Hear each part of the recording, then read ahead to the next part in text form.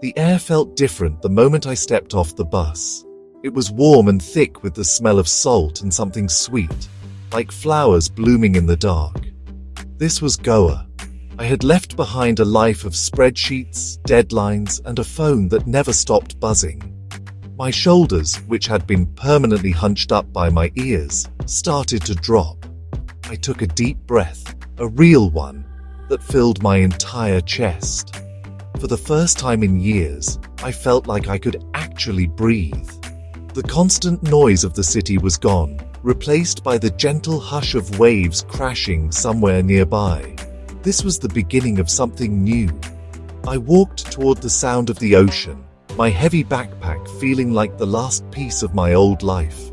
The sand was soft under my worn-out shoes. I watched the sun dip below the horizon, painting the sky in shades of orange and purple. It was a spectacle, a daily miracle I had never had time to notice before. In Gurgaon, the sunset was just a signal that the workday was ending and the terrible traffic was beginning. Here, it was an event. It was a performance put on by the universe, just for me. I felt a small, unfamiliar feeling bubble up inside me. It was joy. My destination was a place I'd only heard about in hushed, excited tones, the Soul Bloom Commune. It wasn't easy to find. There were no signs, no grand entrance, just a small, sandy path that wound its way through a grove of coconut trees. As I walked, I felt the layers of my old self peeling away. The stressed executive, the dutiful son, the man a woman had once called predictable. They were all fading with each step. I was just Rajiv now, a man with a backpack and no plan. And that felt more liberating than any promotion or pay raise ever had. Finally, I saw it. A collection of simple huts with thatched roofs, nestled among the trees. Lanterns glowed softly, casting a warm, inviting light. The sound of a guitar and quiet laughter drifted through the air. There was no reception desk, no formal check-in. A woman with flowers in her hair simply smiled and said, "Welcome home." I dropped my bag. The weight of it hitting the sand was a satisfying thud. It was the sound of a heavy burden being set down. I was home, or at least, I was somewhere I desperately wanted to be. Life at Soul Bloom ran on a different kind of time. There were no clocks on the walls. The sun and our own bodies told us when to wake, when to eat, and when to rest. Mornings began not with an alarm, but with the gentle light filtering through the bamboo walls of my hut. I would wake up slowly, listening to the birds and the distant roar of the sea. There was no rush, no list of urgent tasks demanding my attention. My only job was to be present. I would sit on my small porch, sipping hot chai, and just watch the world wake up around me. It was a simple, profound luxury. Our days were structured by simple routines. Morning yoga on a wooden deck overlooking the ocean, where we stretched our bodies and quieted our minds. The instructor wasn't a professional. She was just someone who had been practicing for a long time and wanted to share. After yoga, we would all help prepare breakfast in the communal kitchen. Chopping vegetables, stirring pots, the simple acts of making food together felt meaningful. We weren't just feeding ourselves, we were nourishing our small, strange family. There were no deadlines here, only the rhythm of a shared life. The commune itself was a beautiful mess.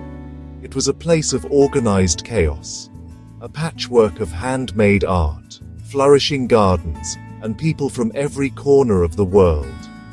Each person brought their own unique energy to the space. There was an old man who painted mandalas on rocks, a young woman who could play any instrument she picked up, and a man who spent his days silently tending to the vegetable patch. We were a collection of misfits and wanderers, all searching for something. We were all running from something too, But here, we had found a place to stop running. In the afternoons, I had nothing to do, and that nothing was everything. Sometimes I would walk for hours along the beach, letting the water wash over my feet. I collected shells. I watched the fishermen pull in their nets. I read books for pleasure, not for work. I even learned to do nothing at all, to just sit under a palm tree and exist. The constant need to be productive, a feeling that had been wired into my brain for 30 years, began to dissolve. I was learning to simply be, and it was the hardest, most wonderful work I had ever done. Two people, in particular, became my guides in this new world. The first was Babu, an old man from the local village who knew the land like the back of his hand.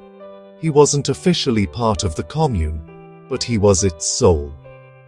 Babu had a smile that crinkled his entire face and a story for every tree, rock, and turn in the path.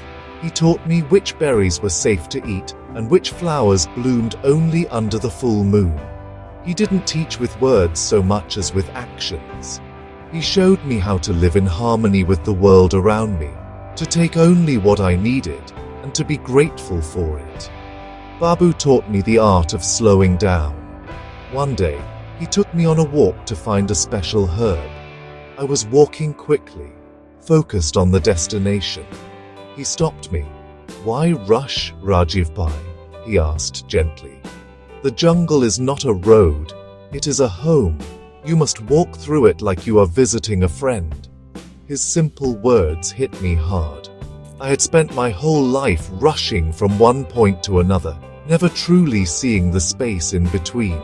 With Babu, I learned to walk slowly, to notice the small details, the way the light filtered through the leaves, the sound of insects buzzing, the smell of damp earth.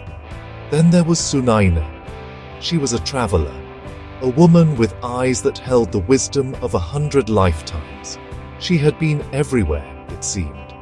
She had lived in a monastery in Tibet, worked on a farm in Italy, and sailed across the Pacific. She carried her few possessions in a small, colorful bag, and her stories in her heart. Sunaina taught me that freedom wasn't about a place, it was a state of mind. "You can be in a cage anywhere, Rajiv," she told me one evening as we watched the stars. "Even in paradise. The real prison is in your head." Sunaina's influence was subtle but powerful.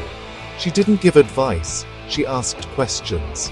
She made me look at my own thoughts and beliefs. "What are you really looking for here?" she asked me once. I didn't have an answer then. I thought I was looking for peace, for an escape. But Sunaina helped me understand that I was really looking for myself, the self I had lost somewhere between board meetings and traffic jams. She was a mirror, reflecting back the parts of me I had forgotten existed, encouraging me to piece them back together in this peaceful, forgiving place. Life at the commune was, a gentle dance of community and solitude. We came together for shared activities that wove our lives into a single tapestry. We cooked together, our laughter mixing with the sizzle of spices in the pan. We tended the garden, our hands in the earth, feeling a connection to the food we would later eat. In the evenings, we would gather around a crackling bonfire. Someone would play a guitar, and we would share stories of where we came from and why we had left. It was a sacred circle of trust, where we could be vulnerable without fear of judgment. These rituals grounded me. The morning yoga sessions became more than just exercise. They were a conversation with my own body. For years, I had treated my body like a machine, a tool to get work done. Here, I was learning to listen to it, to respect its limits and its needs. The shared meals were a reminder that we were not alone on our journeys. Each person had their own struggles, their own reasons for being at Soul Bloom.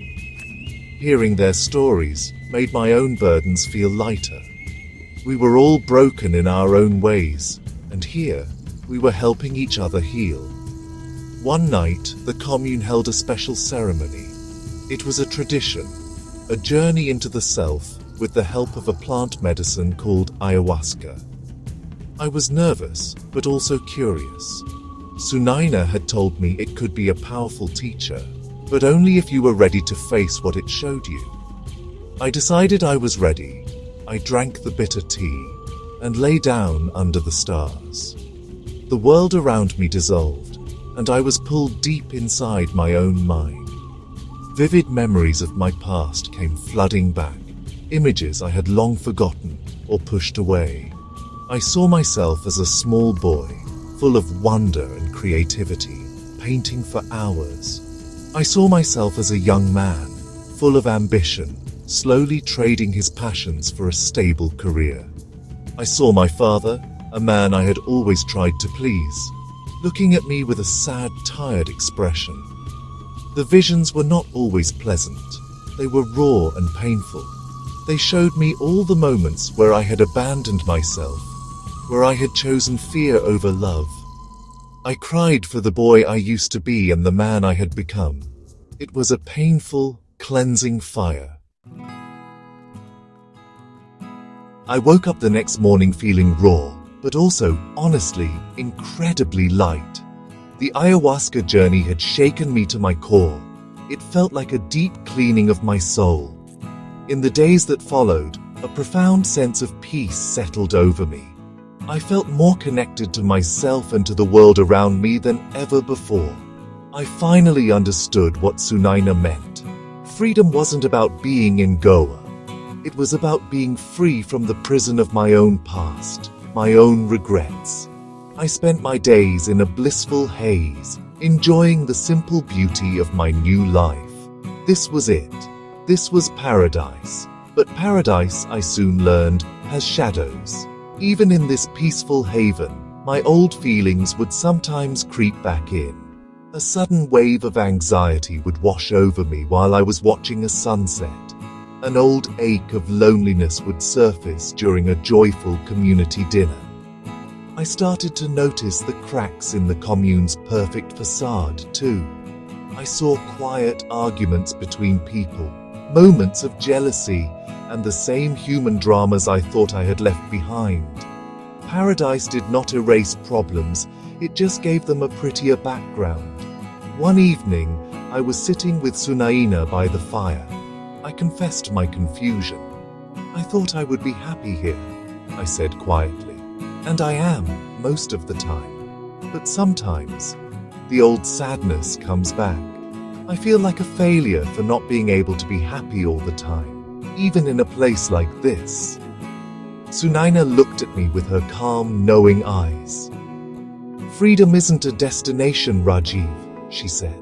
It's not a place where you arrive and all your problems disappear. It's a practice. It's about learning to sit with your joy and your sadness, all at once. Her words settled in my heart. I looked into the flames, thinking about my journey. I had escaped my busy life, yes. I had found a new, simpler way of living. I had felt free for the first time. But I was beginning to understand that true freedom was more complex. It wasn't about having no problems. It was about having the strength and wisdom to face them. I realized that even this paradise had a price. The price was self-awareness. The price was accepting that happiness and challenges would always walk hand in hand, even on the long sandy beaches of Goa.